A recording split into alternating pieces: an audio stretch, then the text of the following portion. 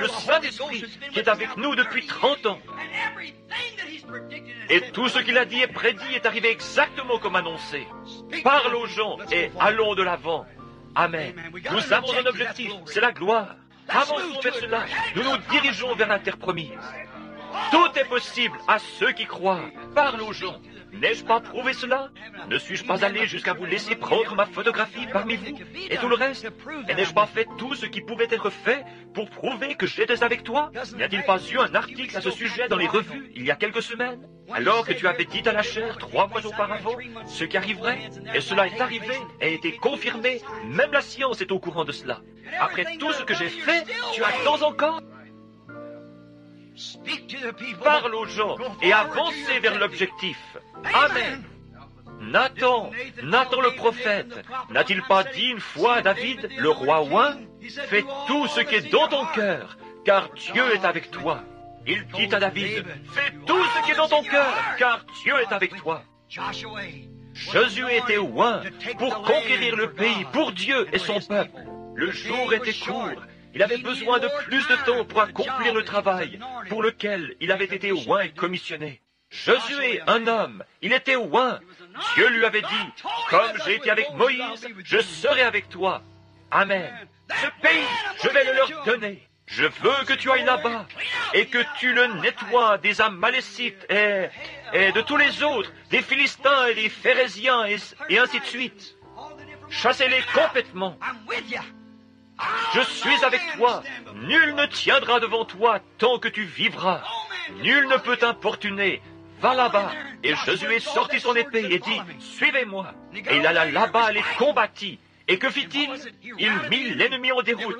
Il n'était plus que de petits groupes ici et là.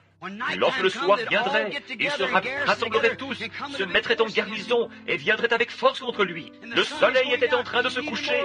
Il avait besoin de plus de lumière. Le soleil était en train de se coucher. Il n'est pas tombé sur ses genoux et n'a pas dit « Éternel Dieu, que ferai-je, que ferai-je » Il parla. Il avait un besoin et il dit « Soleil, arrête-toi »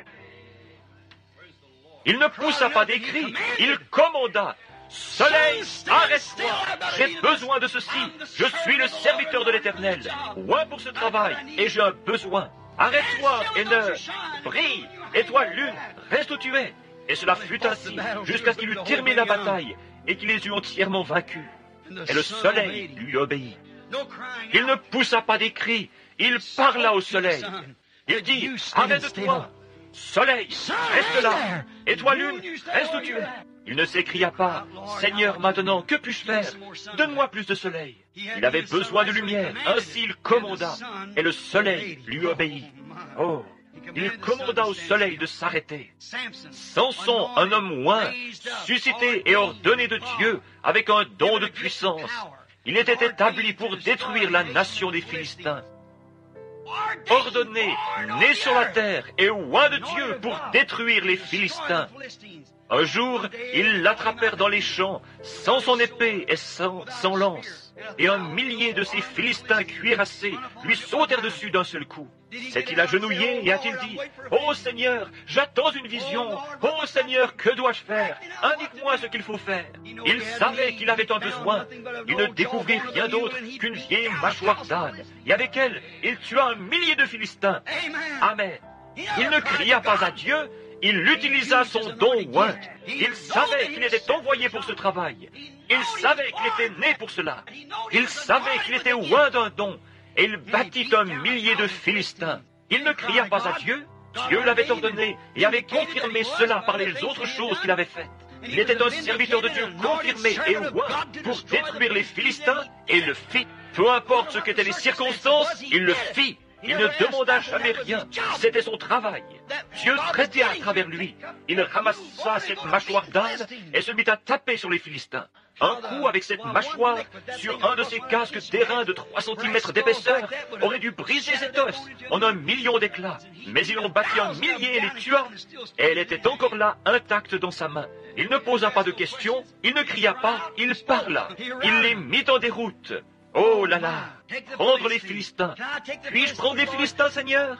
Je sais que tu m'as envoyé pour le faire, Seigneur. Oui, Seigneur, je sais que tu m'as envoyé pour détruire cette nation des Philistins. Maintenant ici, il y en a un millier autour de moi. Je n'ai rien.